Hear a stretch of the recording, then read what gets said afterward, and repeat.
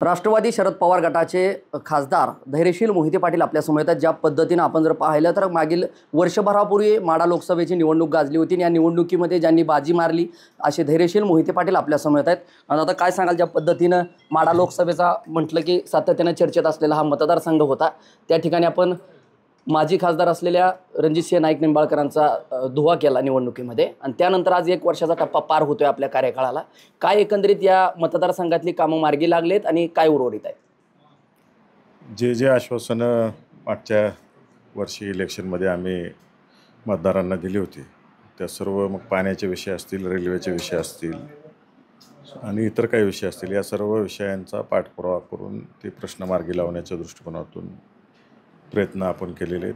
त्यात प्रामुख्यानं बोलायचं झालं तर करमाळा, माढा, माळशिरस या भागातील जो केळीचा प्रश्न होता, महाराष्ट्रातून सगळ्यात जास्त एक्सपोर्ट करणारा जिल्हा हा सोलापूर जिल्हा म्हणून गणला जातो गेली 5 वर्ष. गेल्या वर्षी आपण 67% केळी एक्सपोर्ट केली, तरी आपलं एक्सपोर्टच्या यादीमध्ये केंद्राच्या सूचीमध्ये नाव नव्हतं. मी खास करून त्या ठिकाणी केळी बागायतदारांनी जी मागणी केली होती, शेतकऱ्यांनी मागणी केली होती, ती केंद्रातले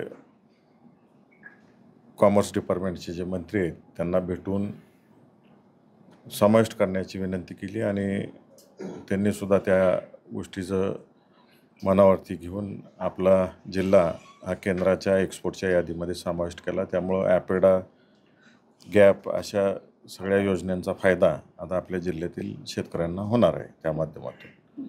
तसंच रेल्वेच्या बाबतीत बोलायचं झालं तर अनेक रेल्वे ज्या बंद होत्या त्या चालू करण्याच्या दृष्टिकोनातून आपण प्रयत्न केलेला आहे. परवाच विभागीय बैठक सर्व खासदारांची सेंट्रल रेल्वेची झाली. त्यामध्ये मी पंढरपूर ते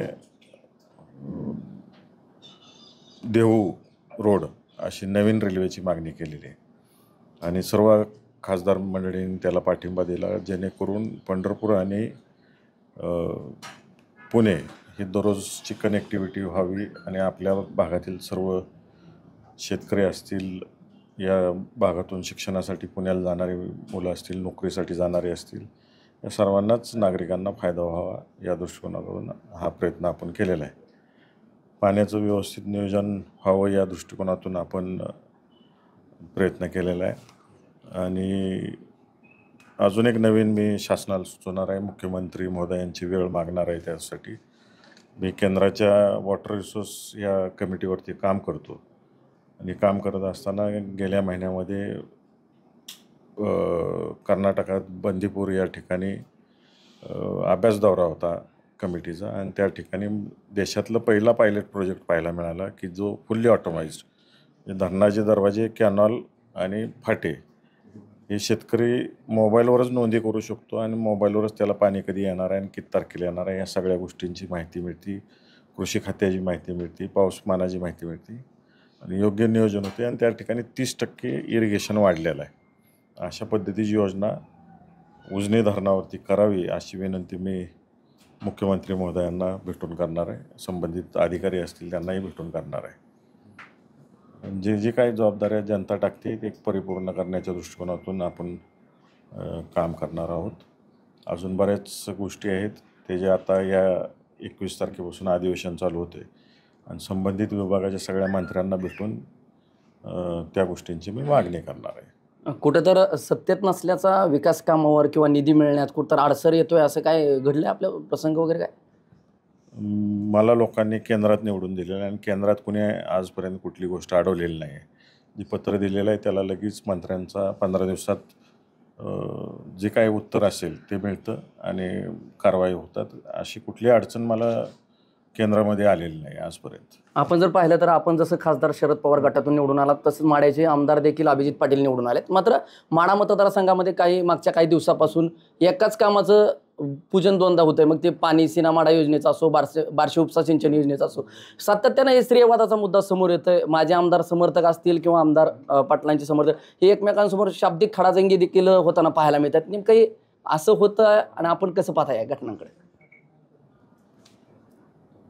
आता जनतेने अभिजिताबांना निवडून दिलेलं आहे आणि ते रात्रंदिवस जनतेसाठी माढा विधानसभा मतदारसंघातील जनतेसाठी काम करतायत आणि काही लोक उशिरा उठतायत आणि मग सगळ्या गोष्टी करतायत. ते अत्यंत चुकीचं आहे.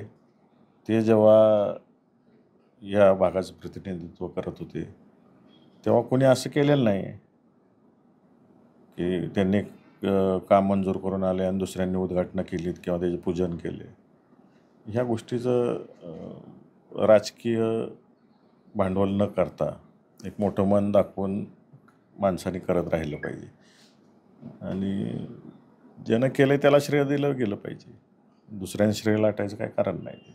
ज्या पद्धतीनं आपण जर पाहिलं तर महाराष्ट्रभरामध्ये 2 विषय चालू आहेत. राज ठाकरे उद्धव ठाकरे एकजूट येऊन मराठीचा मुद्दा अस्मितेचा विषय करून महाराष्ट्रभरामध्ये विषय चर्चेत येतोय. दुसरीकडे निशिकांत दुबे भाजप खासदार जे आहेत त्यांनी काल महाराष्ट्रात नेमकं आहेच तरी काय, टाटा अदानींचेच इथं व्यवसाय आहेत असं म्हटलंय. कसं पाहताय भाजप खासदारांच्या या वक्तव्याकडे?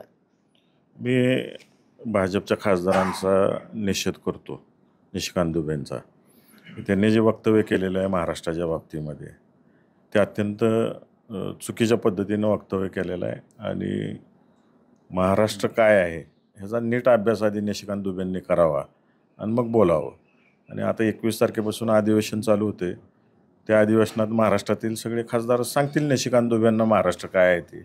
आणि महाराष्ट्र नुसतं उद्योगधंद्यासाठी नाही, मुंबई एक सुसंस्कृतपणा आहे महाराष्ट्रामध्ये, उद्योग उभे केलेले आहेत, या महाराष्ट्राने सहकार शिकवलेला आहे, या महाराष्ट्राने साहित्य दिलेलं आहे देशाला, या महाराष्ट्राने मोठमोठे नेते दिलेले आहेत देशाला, अनेक गोष्टी या महाराष्ट्राने देशाला दिलेल्या आहेत.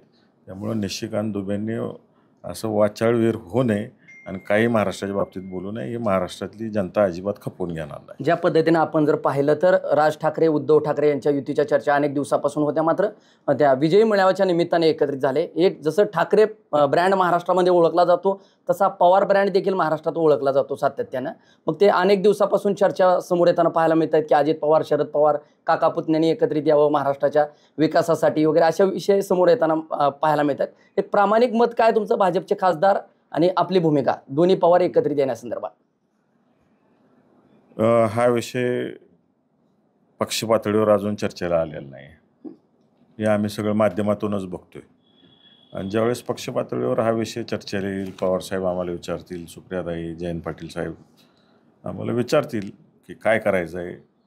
मागच्या काही दिवसापूर्वी अभिजित आबा असतील, उत्तमराव जानकर असतील, काही आमदारांनी देखील सुप्रियाताईंजवळ पवारसाहेबांजवळ देखील इच्छा व्यक्त केल्याचं बोललं जाते. त्यांनी देखील माध्यमांना तशी माहिती दिली.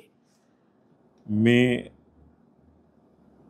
निवडून आलोय ते विजयसिंह मोहिते पाटील यांना मानणारे कार्यकर्ते, आदरणीय पवारसाहेबांना मानणारे कार्यकर्ते यांच्यामुळे निवडून आलोय. आणि मोहिते पाटील कुटुंबाला सवय आहे की कार्यकर्त्यांना विचारल्याशिवाय आम्ही काय करत नाही. ज्या जनतेने आम्हाला निवडून दिले त्यांना विचारल्याशिवाय काय करत नाही. आणि ज्या लोकांमुळं आपण निवडून आलो आहे, जी कार्यकर्ते आहेत, जे रात्रंदिवस आमच्यासाठी झटलेत आणि आमचे नेते विजयसिंह मोहिते पाटील साहेब आणि पवारसाहेब यांच्यामुळं आम्ही निवडून आलेलो आहे. ह्याचं भान मला वैयक्तिक आहे आणि ते भान मी ठेवूनच कार्यकर्त्यांची सगळ्यांची मतं आजमावून घेऊनच जे काय आहे कार्यकर्त्यांचं, जो ग्राउंडवर कार्यकर्ता पळतो आहे त्याला विचारल्याशिवाय मी कुठलीही गोष्ट पवारसाहेबांपाशी, सुप्रियाताईंजवळ, जयंत पाटलांपाशी बोलणार नाही. कोणाबरोबर जावं नाही जावं हे आज सांगणार नाही. जो आमच्यासाठी रात्रंदिवस जमिनीवर पळतोय त्याला विचारल्याशिवाय कुठला निर्णय घेणार नाही. म्हणजे असं काय वाटत नाही आपल्याला की कुठंतर राज्यभरामध्ये विकास कामांना गती मिळण्यासाठी आणि घरातली ही राजकीय फूट थांबवण्यासाठी एकत्रित यावं असं प्रामाणिक वैयक्तिक? मी सांगितलं उभंच राहिलो आहे आम्ही कार्यकर्त्यांच्या जीवावर. कार्यकर्त्यांनी ठरवायचं आहे काय करायचं आहे. कार्यकर्त्यांच्या जे मनात चालले ते मी पवारसाहेबांच्या कानावर घालेन. हे होते खासदार धैर्यशील मोहिते पाटील. कार्यकर्त्यांच्या ज्या भावना येत्या पुढच्या काळात ज्या समोर येतील त्या पवारसाहेबांच्या कानी घालण्याचं मी काम करेल. आत्ता तरी काय नाहीत, मात्र दोन्ही पवारांच्या एकजुटीवर असेल राजकीय फुटीवर मात्र त्यांनी बोलणं स्पष्टपणे टाळले. माझा सहकारी कॅमेरा पर्सन बाळकृष्ण गायकवाड, मी संदीप शिंदे, TV9 मराठी, माढा, सोलापूर.